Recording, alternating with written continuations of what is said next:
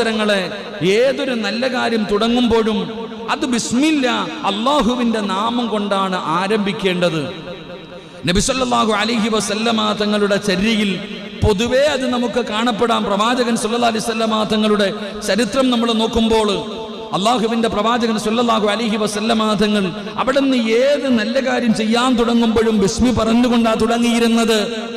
നന്മകൾ ലഭിക്കാൻ, നന്മകൾ ആ പറയുന്നതിലൂടെ ഒരുപാട് നന്മകൾ നമുക്ക് നേടാൻ കഴിയുന്നു, ഒരുപാട് പ്രതിഫലങ്ങൾ നേടിയെടുക്കാൻ കഴിയുന്ന കാര്യമാണ്.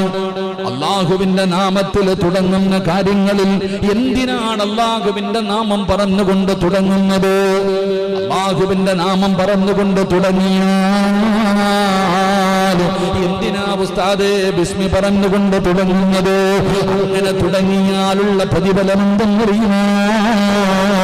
അവൻ അല്ലാഹുവിന്റെ സഹായം ലഭിക്കുമെന്ന് ആദരവായ പ്രവാചകൻ നബി മുഹമ്മദ് മുസ്തഫ